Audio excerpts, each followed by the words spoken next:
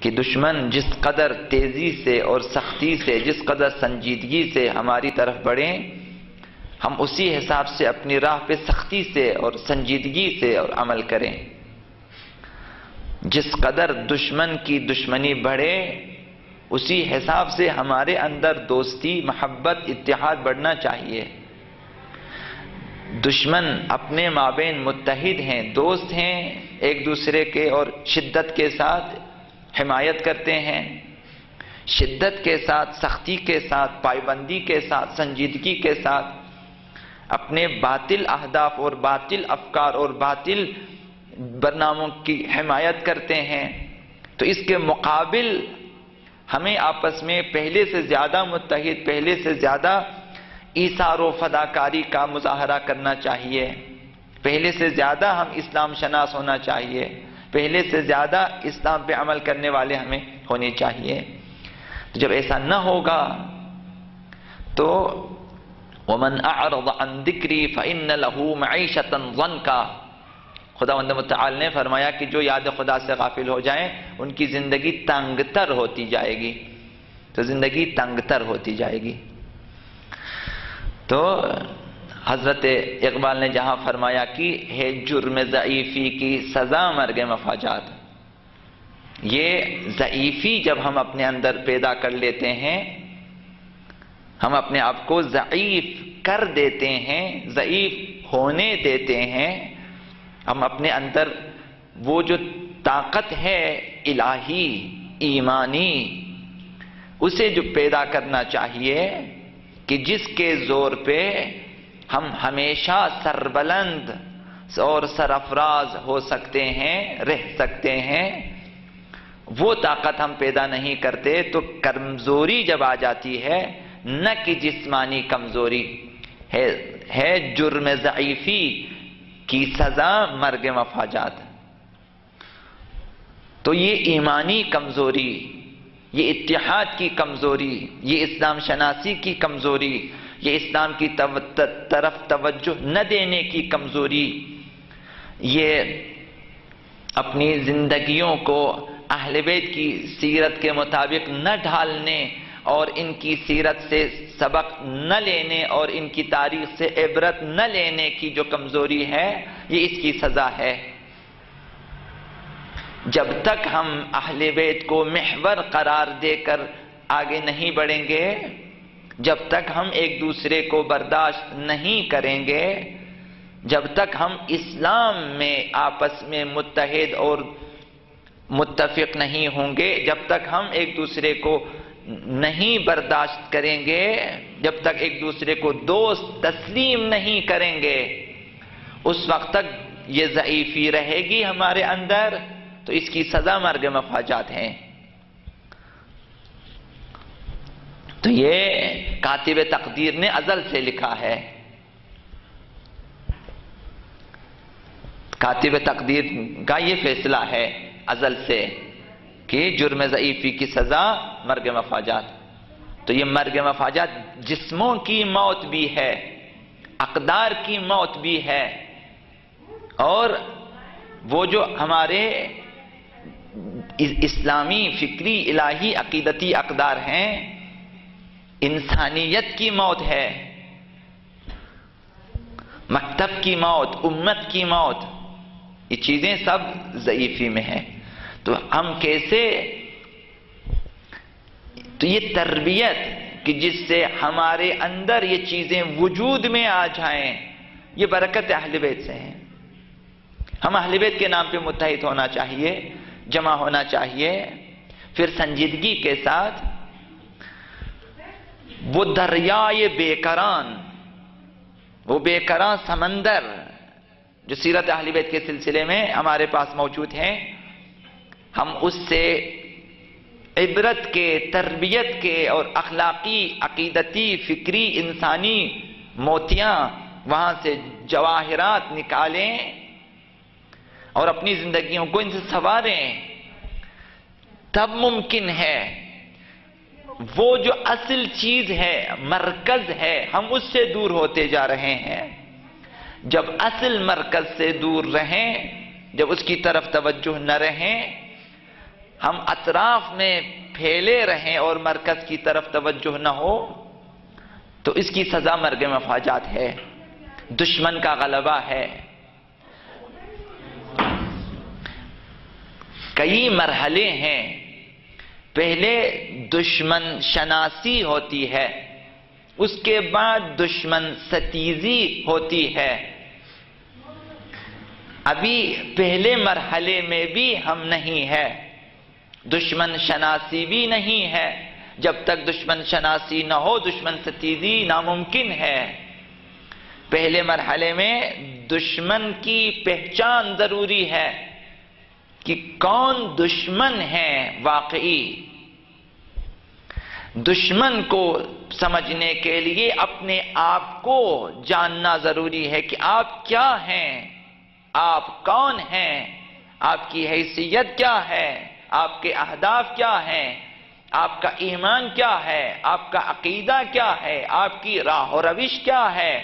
یہ جب معلوم ہو جائے تو پھر آپ کو پتا چلے گا کہ آپ کا دشمن کون ہے، آپ کے اہداف کی راہ میں کون حائل ہیں، کون رکاوٹیں کھڑی کرتے ہیں، آپ کے فکر اور آپ کی راہ و روش اور آپ کے عقیدوں کے دشمن کون ہیں، تب پتا چلے گا۔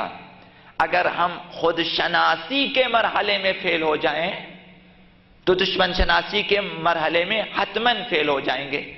جب مجھے نہیں معلوم کہ میں کون ہوں تو مجھے کیا معلوم کہ کون سا مکتب ہمارے خلاف ہے، کون سے افکار ہمارے خلاف، کیونکہ مجھے اپنے افکار کا علم نہیں ہے، مجھے اپنے عقیدوں کا علم نہیں ہے، تو مجھے کیا پتا کون سی چیز ہماری خلاف ہے، ہماری مخالفت میں ہے۔ ایک انسان جو مریض ہے اور اسے اپنی بیماری کا معلوم نہ ہو تو اسے نہیں معلوم، ایک انسان جسے اپنی ذات کا اور اپنی صحت کا پتہ نہ ہو، جسے معلوم نہ ہو کہ کون سی چیز میرے لیے نقصان دہ، کون سی چیز فائدہ مند ہے، تو لہٰذا وہ اسی جہالت میں نادانی میں رہے گا، ہر چیز کھا لے گا، اسے نہیں معلوم کون سی چیز فائدہ مند، کون سی چیز نقصان دہ ہے۔ خود شناسی ہونی چاہیے اس حوالے سے کہ ایک انسان کو پتہ ہونا چاہیے کہ کون سی چیز میرے لیے فائدہ مند ہے، کون سی چیز نقصان دہ ہے، تو فائدہ مند چیزوں کو اپنا لیں، نقصان دہ چیزوں سے پرہیز کریں۔ تو یہی اسلام میں دین اور مکتب کے حوالے سے بھی ہے کہ آپ کے مکتب کے کچھ اقدار ہیں، کچھ اصول ہیں، کچھ عقائد ہیں، کچھ راہ و روش ہیں، کچھ سیاست ہیں، تو ان سے اگر آشنا ہو جائیں اور خود سے آشنا ہو جائیں تب پتا چلے گا کہ کون سی فکری مکاتب ہیں جو ہمارے مکتب کے مقابلے میں ہے۔ تب دشمن شناسی کے بعد جو مرحلہ شروع ہوگا دشمن ستیزی کی، کیسے ہم دشمن کو دفع کر سکتے ہیں، کیسے رافع کر سکتے ہیں، کیسے مقابلہ کر سکتے ہیں۔ دشمن شناسی کے مرحلے میں آ جائیں اور دیکھیں کہ ان کے ہتھیار کیا ہیں، ان کے ابزار کیا ہیں، اوزار کیا ہیں، وسائل کیا ہیں ان کے پاس جن سے وہ ہمارے ساتھ مقابلہ کرتے ہیں، تو آپ کے پاس اس کا نعم البدل اوزار اور ابزار ہونا چاہیے کہ جو ان کے وسائل و ابزار کو جو ہے ناکارہ کر سکے۔ ہم کہاں پر ہیں؟ جب تک ہم در اہل بیت پہ ایک کم حیثیت ترین شاگرد کے عنوان سے آ کر ان سے سبق لینے کی کوشش نہیں کریں گے، اس وقت تک ہم ہیں، ہمارے پاس سب کچھ اہل بیت ہیں، بہت بڑا مکتب ہے ہمارے پاس، دریا ہے، سمندر ہے ہمارے پاس، لیکن ہم اس سمندر سے استفادہ نہیں کر سکتے جب تک ہم توجہ نہ دیں، جب تک دقت نہ کریں۔ تو اب یہی کمزوری ہے ہماری، تو مرکز کی طرف ہماری توجہ رہنی چاہیے۔ مرکز اہل بیت ہیں، یہاں پہ خداوند متعال نے مرکز ہستی انہیں قرار دیا ہے، مرکز نظام کائنات انہیں قرار دیا ہے، اور مرکز ہدایت بھی انہیں قرار دیا ہے، امامت بھی انہی کو دیا ہے۔ امامت یعنی دینی قیادت، یعنی سیاسی قیادت، شرعی قیادت، ہر چیز ان کے ہاتھ میں ہے۔ مکمل نظام انسانی معاشرے کا امامت ہے، مکمل نظام مادی معنوی، یہ خداوند متعالی ان کو مرکز قرار دیا ہے، اور راہ یہی ہے، دروازہ یہی ہے۔ ہم آہستہ آہستہ دور ہوتے جا رہے ہیں۔ اب یہ ہستیاں، چونکہ بارہا پہلے بھی یہ باتیں عرض ہوئی ہیں اور بارہا جو ہیں آپ نے یہ باتیں سن لی ہیں کہ ہم اہل بیت سے کیا استفادہ کرتے ہیں۔ ہمارے اہل بیت کی حالت وہی ہے جو قرآن کی ہے۔ عرض کی آپ کی خدمت میں، قرآن ہمارے لیے کیا ہے؟ یا ایک مقدس کلام ہے کہ جس کا احترام کیا جائے، جس کی عزت کی جائے، صرف ایک تقدس کے عنوان سے ہم قرآن کو مانیں، یا پھر قرآن ایک کتاب ہے جو تعویذ کی حیثیت رکھتی ہے کہ بھلاؤں کو دور کریں، سرانوں پہ رکھا جائے، بازو پہ باندھا جائے، گلے میں لٹکایا جائے، جہیز میں دیا جائے، گھروں کے طاقچوں میں رکھا جائے۔ تعویذ ہے یہ بلاؤں کو ٹالنے کے لیے۔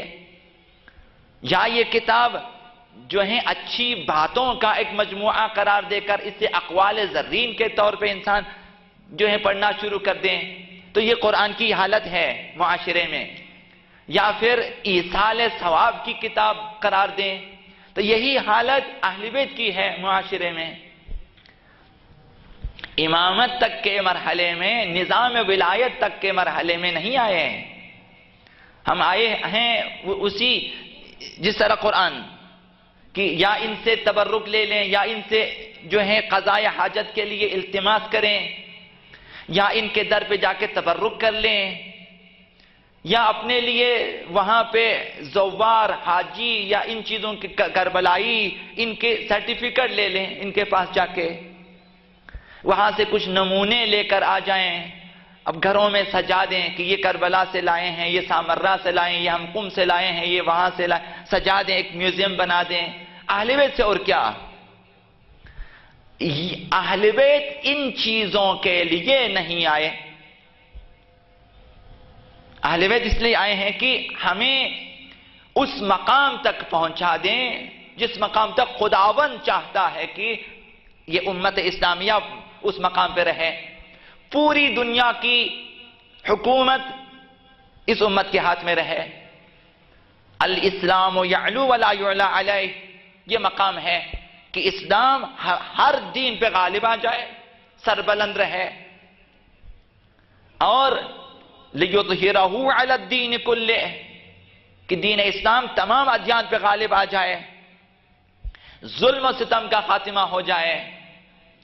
انسان جس قدر ممکن ہے معرفت میں، معنویات میں آگے بڑھیں، شناخت انسان کی کامل ہو جائے، افکار انسان کامل ہو جائے، اور دینی دنیاوی اخروی دونوں میدانوں میں کامیابی سے انسان آگے بڑھیں۔ خداوند چاہتا ہے کہ کسی ظالم کی یہاں حکومت نہ رہے، سربلند ہو جائے، تاکہ یہ امت اس قابل بن جائے کہ زمین اور آسمان کی برکتیں ان کے لیے مہیا ہو جائیں، میسر آ جائیں۔ خداوند کوئی برکت، کوئی رحمت نہ روکے، دریغ نہ کرے خداوند، اس روئے زمین پہ صرف اللہ کی اطاعت ہو جائے۔ اہل بیت اس ہدف تک ہماری ہدایت کے لیے آئے ہیں۔ اگر ہم اہل بیت کے ساتھ چلیں گے تو ہم اسی مقام تک جائیں گے۔ عزت ہوگی یہاں، توحید ہوگی یہاں، قرآن کا نظام ہوگا یہاں دوست بن جائیں گے، سب آپس میں متحد ہو جائیں گے، ہم سب دشمنیاں ختم ہو جائے گی، تمام بلائیں ختم ہو جائے گی، تمام بیماریاں ختم ہو جائے، وہ جو ظہور کے لیے احادیث میں باتیں بیان ہوئی ہے۔ تو وہ آخری مرحلہ ہے۔ اہل بیت جب رہنمائی کرتے ہیں اس مقام تک تو ہمیں چاہیے کہ اپنے ارادہ و اختیار سے اہل بیت کے پاس آئیں اور ان سے ایک ایک رہنمائی لے لیں، شرعی، اخلاقی، سیاسی، اقتصادی، ہر حوالے سے ان سے رہنمائی لے لیں اور دنیا کی امامت کا کام انجام دیں۔ دنیا کی امامت کا کام خداوند متعال نے مستضعفین کو اور جو ہیں زمین کے وارث قرار دینے اور متقین و صالحین کو زمین کے وارث قرار دینے کا جو وعدہ کیا ہے وہ پورا ہو جائے۔ جس مقصد کے لیے خداوند متعال نے انسان کو خلق کیا ہے وہ مقام ہم حاصل کریں، وہ جو انسان کے لیے شائستہ ہے۔ کوئی چیز مخفی نہ رہے، انسان کی جو ہے آگاہی سے خارج نہ رہے، جو جتنا ممکن ہے جاننا انسان جان لیں، آیات الہی، خدا کی نشانیاں دیکھ لیں، انسان کی عقلیں کامل ہو جائیں، انسان جو ہیں جس قدر ممکن ہے اس کے لیے وہ خدا شناس بن جائیں، تمام حقائق سے آشنا ہو جائیں، اس کے لیے زمین سے لے کر دریا سے لے کر ہوا سے لے کر فضا سے لے کر خلا سے لے کر سیارات تک مسخر ہو جائیں اس کے لیے، ان سب سے استفادہ کریں، راہ اطاعت خدا میں، راہ معنویت میں استفادہ کریں بشریت کی خدمت کے لیے۔ ہم اس مقام تک جانا چاہیے جب ہم اہل بیت کی سیرت سے روگردانی کرتے ہیں، جب ہم قرآن سے روگردانی کرتے ہیں۔ قرآن اب رہ گیا ہے تبرک کے لیے، ایصال ثواب کے لیے، یا ایسی چند مخصوص چیزوں کے لیے، اسی طرح سے اہل بیت، تو پھر ہم ترقی نہیں کر سکتے، یہ ہماری کمزوری ہے۔ ہم اگر ترقی کر سکتے ہیں تو ایمان اور تقوی کے ذریعے، عقائد و افکار کے ذریعے، اخلاقیات کے ذریعے، ہم اہل بیت کے ذریعے ترقی کر سکتے ہیں۔ کوئی اور راہ نہیں ہے کہ ہم ترقی کر سکیں۔ امت اسلامیہ اس صورت میں ہم آگے بڑھ سکتے ہیں جب ان میں بصیرت پیدا ہو جائے گی۔ تو اب حالات یہ ہیں، دشمن وہ ہیں اور دوستوں کی حالت یہ۔ تو اب کیا کیا جائے؟ کیا شکوہ شکایتوں سے، تنقیدات سے مسئلہ حل ہو سکتا ہے؟ کم و بیش جانتے ہیں کہ خرابی کہاں پر ہے۔ معلوم ہے کہ کچھ وجوہات غرب زدگی ہے، مغرب زدگی، کہ کچھ لوگ جانتے ہیں کہ ہم مغرب زدہ ہیں، کچھ لوگ وہ بھی نہیں جانتے، ان جانتے ہی نہیں کہ وہ مغربی انسان، مغربی افکار والے انسان بن چکے ہیں، مغربی تہذیب کو اپنا چکے ہیں، تہذیب و تمدن اسلامی سے وہ دور ہو چکے، کچھ لوگ جانتے بھی نہیں ہیں، اسی مغربی تہذیب کو اسلامی تہذیب سمجھ رہے ہیں۔ کچھ لوگ اس قدر غفلت میں ہیں، کچھ لوگ جانتے ہیں لیکن کہتے ہیں کہ چارہ نہیں ہے، ہم کیا کر سکتے ہیں؟ ہمیشہ یہی کہتے ہیں ہم کیا کر سکتے ہیں؟ اگر قدم اٹھانا آئے، اگر قیام کرنا آ جائے تو بہت کچھ کر سکتے ہیں۔ یہی افراد جو اس وقت موجود ہیں معاشرے میں انقلاب لا سکتے ہیں، یہی افراد اگر قیام کریں، اگر چند 100 افراد معاشرے میں قیام کریں، ایک مختصر عرصے میں یہاں معاشرے کو دگرگون کر سکتے ہیں، مثبت تبدیلی لا سکتے ہیں، مگر وہ قدم زمین سے اٹھا نہیں سکتے۔ اتنی ہمت نہیں ہے، اتنی ہمت چاہیے کہ اقدام کرنا چاہیے۔ کہتے ہیں کیا کریں؟ ہم کیا کر سکتے ہیں؟ یہی کہہ کے چلے جاتے ہیں۔ اب جب قدم بڑھاتے ہیں گھر کی طرف، دفتر کی طرف، تو دوسرے قدم پہ بھول جاتے ہیں کہ میں نے ابھی کیا کہا تھا، میں نے یہی کہا تھا کہ میں کیا کر سکتا ہوں۔ اگر اسی جملے پہ سوچتے جائیں گھر تک تو شاید اسے کسی نہ کسی بات کی سمجھ آ جائے گی کہ مجھے کیا کرنا چاہیے۔ تو یہی کہ ایک انسان، ایک شیعہ، ایک مسلمان، ایک مومن نہیں سمجھتا کہ اسے کیا کرنا چاہیے، یہی اس کی جہالت کی دلیل ہے۔ اسے نہیں معلوم کہ کیا کرنا ہے، تو یہی جہالت اور یہی نادانی ہے۔ اسے پتا ہونا چاہیے اسے کیا کرنا چاہیے۔ ایک ٹیچر کو اگر نہیں معلوم کہ اسے کیا کرنا ہے، ایک سرباز کو اگر پتا نہ ہو کہ اسے کیا اقدام کرنا ہے، اسے اگر اپنے قوانین کا، اپنے اصول کا، اگر اپنے اہداف کا پتا نہ ہو تو وہ سرباز نہیں۔ تو ایک مسلمان جسے معلوم نہ ہو کہ کیا کرنا ہے، آپ اسے کیسے مسلمان کہہ سکتے ہیں؟ ایک مومن، ایک شیعہ جسے معلوم نہ ہو کہ کیا کرنا ہے، آپ اسے کیسے شیعہ کہہ سکتے ہیں؟ تو یہ بیداری کہاں سے آ جائے گی؟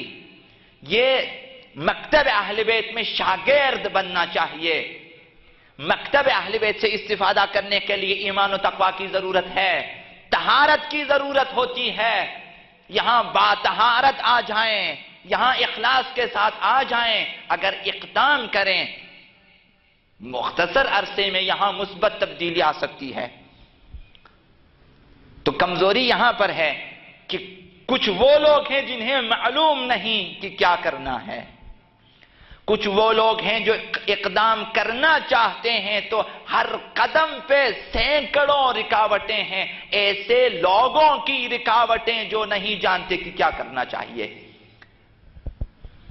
وہ سمجھتے ہیں کہ جب مجھے نہیں معلوم کہ کیا کرنا تو آپ کو بھی نہیں معلوم، تو لہذا کچھ وہ ہیں جو آپ کو قدم اٹھانے نہیں دیتے، وہ رکاوٹ ہے۔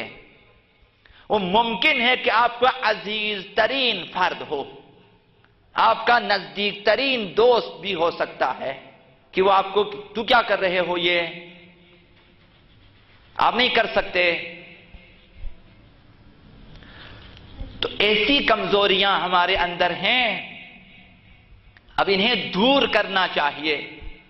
دور کرنے کے لیے وہ جو محافل میں نہیں آتے، وہ جو مجالس میں نہیں آتے، وہ جو کلاسوں میں نہیں آتے، وہ جو مکتب اہل بیت کا مطالعہ نہیں کرتے، وہ جو افکار اہل بیت سے، وہ جو راہ اور روش اہل بیت سے آشنا نہیں ہیں، آپ ان سے اگر توقع رکھیں گے کہ وہ اقدام کریں گے، ان تک تو نہ آپ کا پیغام پہنچتا ہے، نہ آپ کی فکر ان میں ہے۔ تو اقدام وہی کہ جو اس وقت خدا کے ہاں حاضری دیتے ہیں، اہل بیت کے ہاں حاضری دیتے ہیں، اقدام انہوں نے کرنا ہے۔ اب نہ معلوم کہ کون بیدار ہو سکتا ہے، کوشش جاری رہے، آپ بھی کوشش کریں کہ بیدار ہو جائیں لوگ۔ کچھ لوگ وہ ہوتے ہیں جنہیں اہل بیت بھی بیدار نہیں کر سکتے، تو آج بھی یہی ہے کہ آپ بھی بیدار نہیں کر سکیں گے، لیکن آپ کا وظیفہ ختم نہیں ہوتا کہ آپ کہیں کہ وہ بیدار نہیں ہوتے۔ آپ نے اپنا کام جاری رکھنا ہے،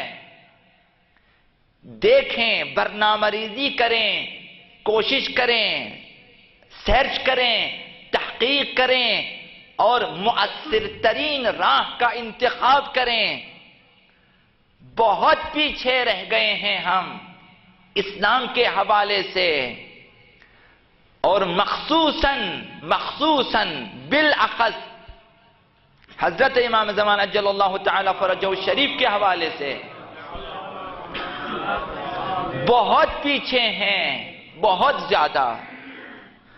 ابھی تک الف بھی نہیں معلوم، تمام چیزیں اپنی جگہ ہیں۔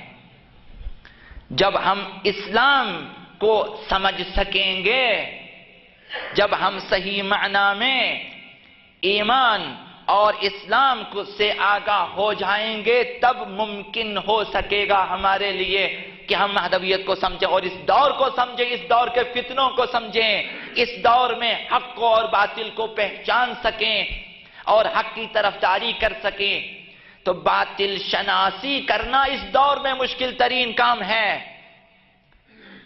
باطل ستیزی دور کی بات، باطل شناسی مشکل ہوتی جا رہی ہے۔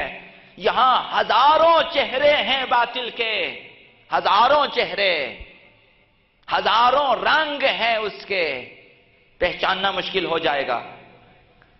تو اہل بیت کے پاس ایک ایک نکتہ تعلیمات اہل بیت سے ہمیں اخذ کرنا چاہیے۔ جب تک زیر ولایت، زیر پرچم ولایت ہم اقدام نہیں کریں گے، کسی کا بھی انقلاب، کسی کا بھی قیام کامیاب نہیں ہو سکتا۔ ولایت کن کے پاس ہے؟ ولی مطلق خداوند متعال، پھر خدا نے اہل بیت کو ولایت دی ہے۔ اہل بیت کے بعد ان کی نیابت میں جنہیں ولایت حاصل ہے، ان کی زیر سرپرستی جب تک عمل نہیں کرو گے، بے ولایت کوئی بھی اقدام باطل ہے، ناکامی ہے، ناکامی مقدر ہے، ہر اس اقدام کا ناکام ہے، مردود ہیں وہ اقدام جو زیر سرپرستی ولایت اہل بیت نہ ہو، جو تعلیمات اہل بیت کے مطابق نہ ہو، جو شریعت کے مطابق نہ ہو۔ تو آپ بھی اگر قیام کرنا چاہتے ہیں تو شستہ و شائستہ قیام کرنا چاہیے۔ آپ کو یقین ہو کہ یہ کام اہل بیت کی تعلیمات کے مطابق ہے۔ ہر شخص اگر اقدام کریں اور وہ کامیاب ہو جائیں تو ابھی انقلاب ظہور آ چکا ہوتا۔ تو ناکامی کیسے وجود میں آتی ہے ہماری تحریکوں میں، ہمارے قیام میں؟ جب بھی آپ قیام کرتے ہیں کہیں نہ کہیں جا کر باطل دھوکہ دیتا ہے، کہیں نہ کہیں آپ کو گرا دیتا ہے، آپ کو بعد میں پتہ چلتا ہے کہ میں ناکام ہو چکا ہوں۔ یہ چیزیں اس وجہ سے کہ وہ جو اصول اہل بیت دیتے ہیں، وہ جو نظام ولایت میں اصول ہیں قیام کے،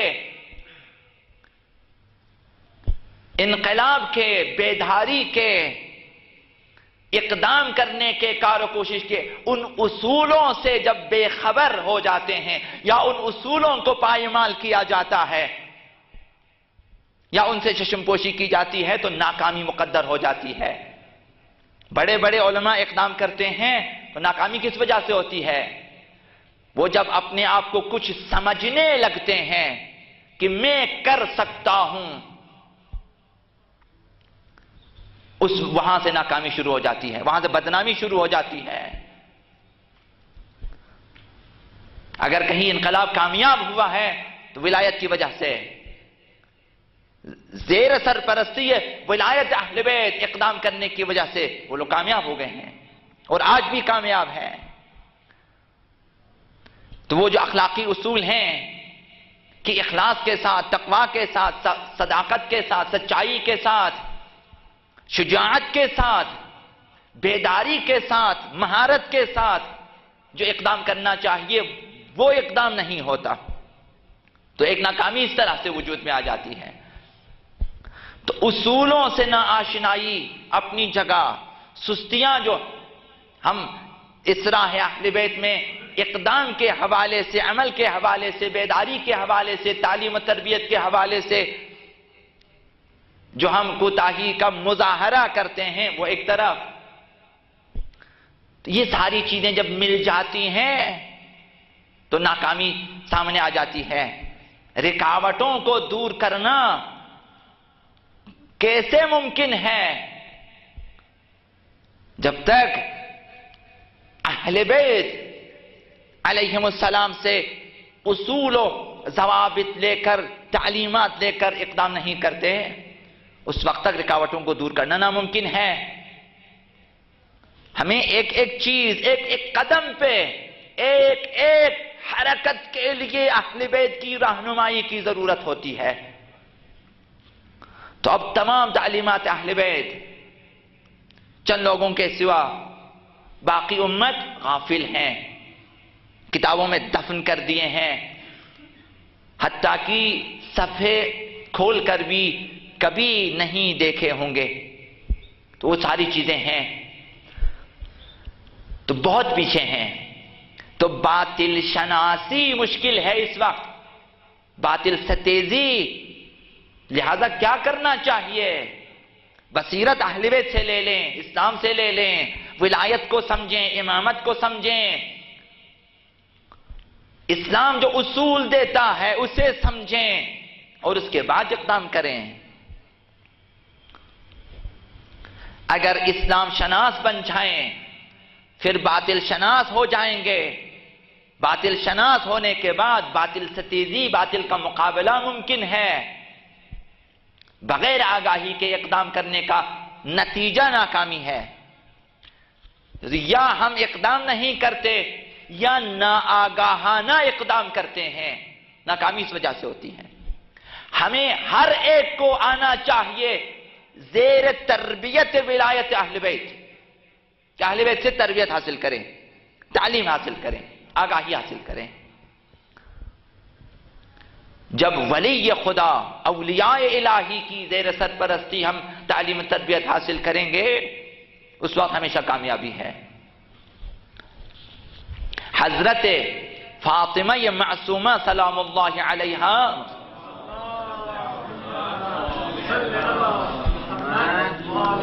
امام ہشتم کی اکلوتی بہن، یہ زیر سایہ ولایت تربیت حاصل کی تو مقام حاصل کیا انہوں نے۔ جب 8ویں امام 25 سال کے ہوئے، اس وقت تک نجمہ خاتون کا اکلوتا بیٹا تھا امام ہشتم۔ 25 سال کے بعد جبکہ امام ہشتم اس وقت عین جوانی میں ہے، حضرت معصومہ پیدا ہوئی، تو یہ اکلوتی بہن امام کی زیر سرپرستی میں آ گئی۔ تو اس کے بعد کیا ہوا کہ بچپنے سے ولی خدا نے ان کی تربیت کی، تو اس مقام پہ پہنچا کہ حضرت زہرا مرضیہ سلام اللہ علیہا، جنہیں مقام شفاعت حاصل ہے، یہ بی بی مقام شفاعت حاصل کر لیتی ہیں، شفیع محشر قرار پاتی ہیں یہ بی بی، کہ امام ششم حضرت امام صادق علیہ السلام نے ارشاد فرمایا کہ یہ اسی ایک بی بی کی شفاعت سے تمام شیعہ جنت میں جا سکتے ہیں۔ تمام شیعہ، یعنی اس بی بی میں شفاعت کا وہ مقام حاصل ہے اسی ایک بی بی کو، کہ یہی ایک بی بی اگر شفاعت کریں تو جتنے بھی شیعہ شفاعت کے لائق ہیں، شفاعت پانے کے قابل ہیں، سب کے لیے اسی ایک بی بی معصومہ کی شفاعت کافی ہے۔ خدا کے ہاں وہ مقام حاصل ہے انہیں۔ تو یہ مقام کہاں سے حاصل کیا؟ زیر ولایت اہل بیت تربیت حاصل کرنے کی وجہ سے۔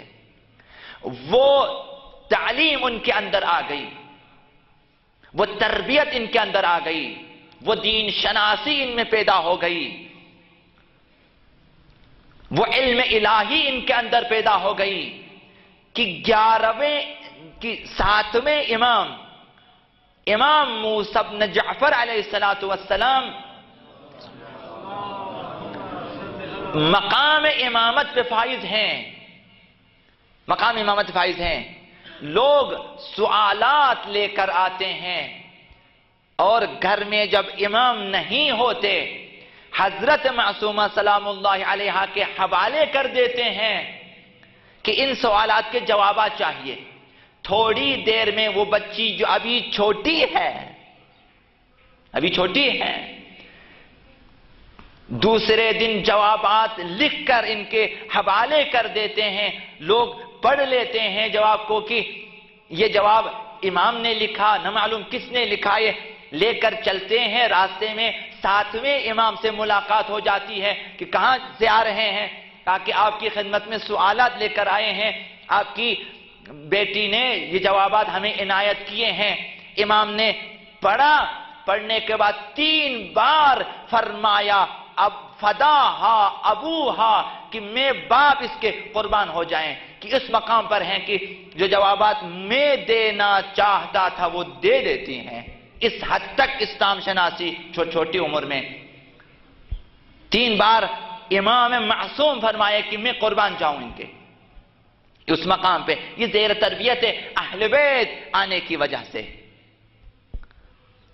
جب اہل بیت کے زیر سایہ تعلیمات حاصل کر لیتے ہیں تو یہ مقام، یہ منزلیں حاصل کر لیتے ہیں کہ حضرت امام رضا علیہ السلام نے انہیں معصومہ ہونے کا لقب دیا ہے۔ کچھ معصوم مخصوص ہیں، معدود، مشہور، معلوم ہے کہ 14 انوار مقدسہ، 14 معصومین، لیکن کچھ اور ہستیاں ہیں جو مقام عصمت کو حاصل کر چکے ہیں، اگرچہ ہم ان تعداد میں شمار نہیں کرتے، لیکن ان کی زندگی سراسر عصمت ہے، طہارت ہے، پاکیزگی ہے۔ ان میں ایک یہی بی بی ہے حضرت معصومہ سلام اللہ علیہا، اسی طرح حضرت زینب سلام اللہ علیہا، حضرت ابوالفضل عباس، حضرت علی اکبر علیہ السلام، ایسی ہستیاں کہ علماء فقہا بعض ان کی عصمت کے قائل ہیں، یہ معصوم ہیں، یہ اس مقام کو پہنچے ہوئے ہیں۔ یہ کس وجہ سے؟ یہ زیر ولایت اہل بیت تعلیم اور تربیت حاصل کرنے کی وجہ سے یہ مقامات حاصل کر لیتے ہیں۔ سراسر ان کا وجود اسلام بن جاتا ہے، ان کا وجود اسلام، ان کا ایک سانس اسلام کے لیے وقف ہو جاتا ہے، ایک قدم ان کا اسلام کے لیے ہے، دین کے لیے ہے، خون کا ایک قطرہ ان کا اسلام کے لیے وقف ہو جاتا ہے۔ تو کامیابی اس صورت میں ممکن ہے ہمارے لیے کہ ہم اس مقام تک آ سکیں۔ امام ہشتم نے انہیں معصومہ کا لقب دیا، بہت سارے اور بھی القابات دیے ہیں، تو یہ مقام حاصل کر لیتے ہیں۔ جب حضرت آیت اللہ مرعشی کے والد جب منت مانتے ہیں، نظر کرتے ہیں کہ ایک چلہ کاٹیں، 40 دن اعمال و عبادت کریں تاکہ معلوم ہو جائے کہ حضرت زہرا مرضیہ سلام اللہ علیہا کی قبر مبارک کی نشانی مل جائے، پتا چلے کہ ان کی قبر مبارک کہاں ہے، تاکہ اس مقام تک پہنچ سکیں اور زیارت ہو سکے۔ تو انہیں ائمہ اطہار نے خواب میں آ کر بتا دیتے ہیں کہ اگر تمہیں سیدہ کونین کی زیارت چاہیے تو بی بی معصومہ کے پاس جائیں۔ ایک فقیہ عالی قدر مرجع جہان تشیع نجف چھوڑ کے قم آ جاتے ہیں، اس وجہ سے کہ مجھے قم کی رہنمائی کی ہے، مجھے اس بی بی کے پاس جانا ہے۔ قوم کیسے حوضہ علمیہ بنا ہے؟ اسی بی بی کے صدقے میں آج دنیا کا سب سے بڑا حوضہ علمیہ اسی بی بی کے مرقد کے پاس آس پاس میں ہے۔ یہاں ہزاروں علماء، فقہا، دانشور، لاکھوں افراد مستفید ہوتے ہیں، یہ کم ہے؟ یہاں سے ایسے مقتدا، ایسے امام، ایسے پیشوا پیدا ہو جاتے ہیں کہ جو دنیا میں ایسا انقلاب بپا کر دیتا ہے کہ تاریخ میں ایسا انقلاب نہیں آیا۔ مندگار ترین انقلاب، کامیاب ترین انقلاب وجود ملا، ساری دنیا کو دگرگون کر دیتے ہیں، ایسے لوگ پیدا ہو گئے وہاں پہ۔ آج اسلام مرہون منت ہے، اسی قوم کے مرہون منت، اسی قوم کے، اور قوم اگر آباد ہیں حضرت معصومہ کی وجہ سے آباد ہیں۔ حضرت معصومہ کی وجہ سے آباد ہیں. امام ششم، امام ہفتم، امام ہشتم، یہ سب اسی بی بی کی زیارت کی تاکید کرتے ہیں. وہ مقام جو باقی ائمہ کے لیے بیان کیا ہے، حتیٰ کہ ابھی چونکہ فرصت نہیں ہوتی، اس بی بی کے زیارت نامے پڑھنے چاہیے، بات ہونی چاہیے کہ کیا کیا مقامات بیان کیے ہیں اس بی بی کے لیے. مگر حیف ہیں کہ یہاں غربت ہے، اب رہیں اب چیزیں اپنی جگہ. کس بی بی کے لیے اس بی بی کو ایک امام زادے سے زیادہ حیثیت نہیں ہے ہمارے ذہنوں میں. ایک بی بی ہے، بعضوں کو شاید نہیں معلوم کہ بی بی کون ہے. کس قدر احسانات ہیں ہمارے اوپر. ساری دنیا میں اگر مبلغین جاتے کہاں سے جاتے ہیں؟ اس بی بی کے دروازے سے آتے ہیں. اگر مبلغین کا سلسلہ بند ہو جائے تو یہی جو اسلام کی الف باء ہم سنتے ہیں شاید وہ بھی ہمارے کانوں تک نہ آ جائیں. تو اسلام کو یہ بی بی زندہ کر رہی ہیں. بڑے بڑے اولیاء الہی اس بی بی کی زیارت کو آتے ہیں، بیٹھے ہوتے ہیں وہیں پہ، تقاضا کرتے ہیں. عارفان بزرگ اس بی بی کی شان میں قصیدے پڑھتے اور افتخار سے پڑھتے ہیں، فخریہ پڑھتے ہیں کہ مجھے یہ توفیق ملی کہ اس بی بی کی شان میں کچھ لکھوں. یہ وہ بی بی ہیں. تو یہ زیر تربیت اہل بیت، تربیت حاصل کرنے کی وجہ سے ہیں. یہاں سے کم از کم جو سبق ہم لے سکیں کہ اولاد کی ایسی تربیت ہو اور اپنی ایسی تربیت کریں. اہل بیت کیا چاہتے ہیں؟ اہل بیت نے اپنی اولاد کی کس طرح تربیت کی ہے؟ کم از کم ہم بھی چاہیں کہ ہماری اولاد کام آ جائیں،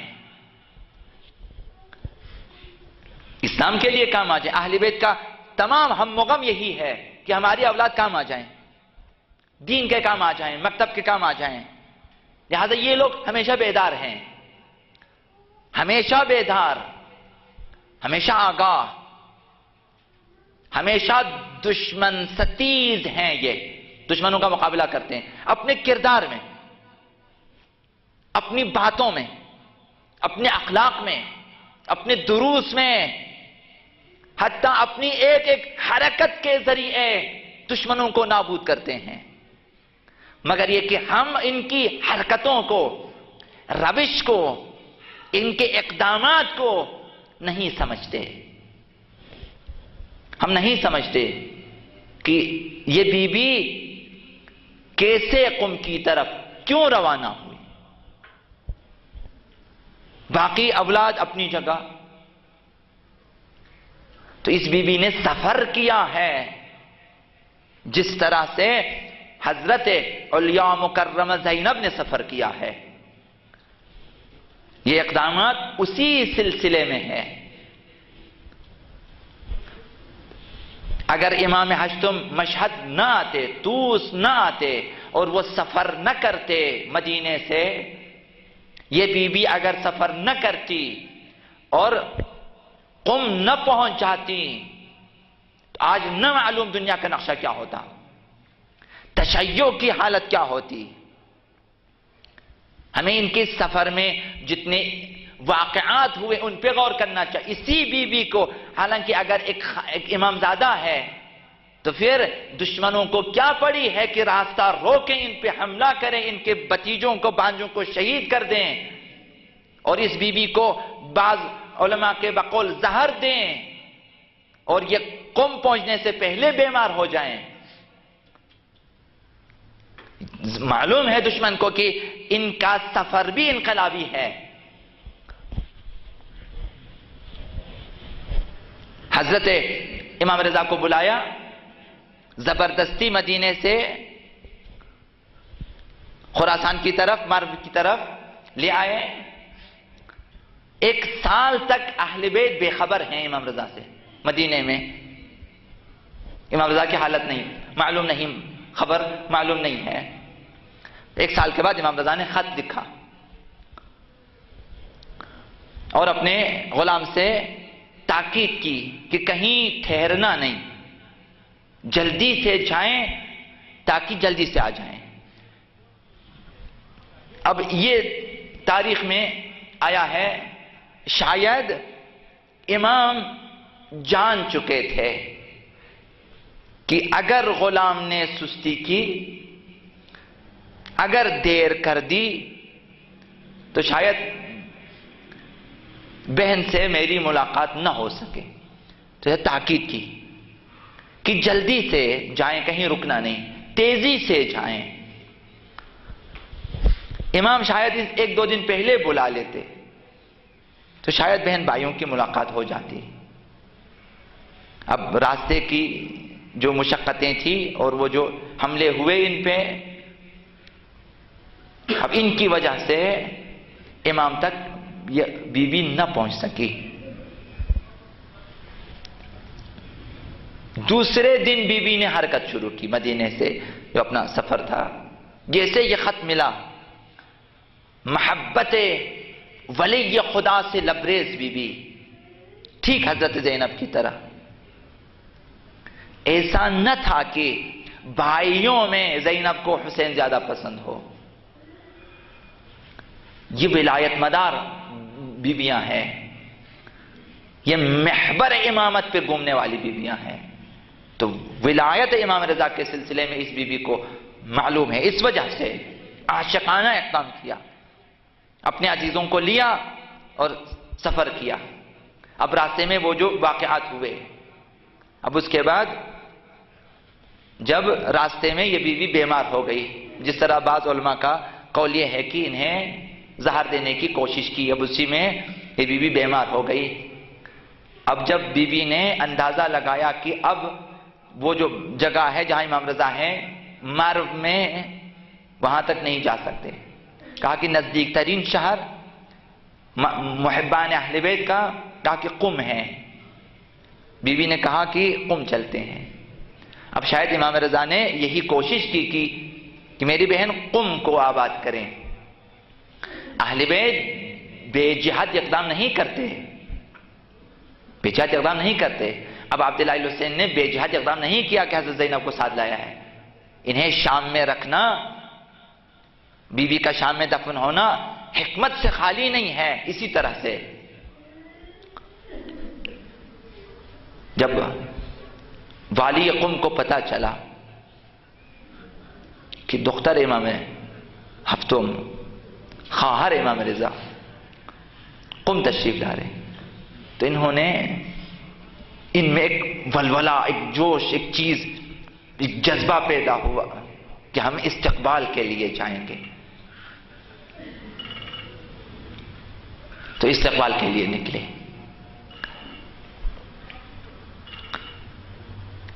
موسیٰ خزرج جو سردار ہے، بڑا ہے عمائدین میں سے، یہ رات کو نکلے۔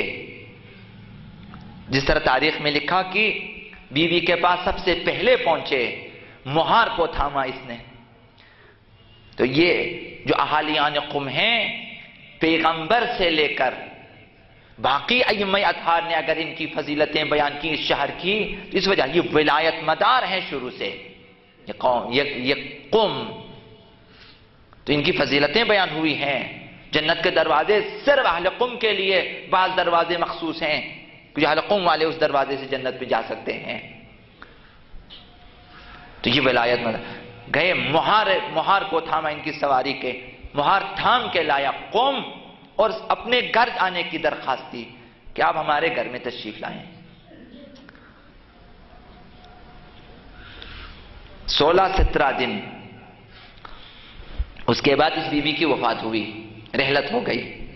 جب قم پہنچے اہل قوم استقبال کے لیے، دیکھا کہ سیاہ پوش ہیں، سب کالے کپڑوں میں ہیں، کالے علم ہیں۔ جب یہ دیکھا، اپنی خادمہ سے اور ان سے جا کے کہا کہ معلوم کریں کہ یہ کیا حالت ہے، استقبال کا یہ رویہ کیا ہے۔ تو جب پوچھا ان کے بڑوں سے کہ کیا معاملہ ہے، تو کسی نے دستار اتارا، کسی نے بال کھولے، اور کسی نے آہستہ سے کہا کہ بیوی سے کہہ دیں کہ 3 دن پہلے آپ کے بھائی کی شہادت ہوئی ہے، کہ ہم ماتم میں ہیں، ہم عزا میں ہیں۔ جب بی بی کو اپنے بھائی کی شہادت کی خبر ملی تو بی بی کی بیماری بڑھ گئی۔ بی بی اسی شہر میں اپنے بھائی سے ملے بغیر وہیں شہید ہو گئی، رحلت کر گئی۔ یاد کریں زینب کو کہ بظاہر یہ فرق ہے کہ معصومہ اپنے بھائی سے نہ ملے، زینب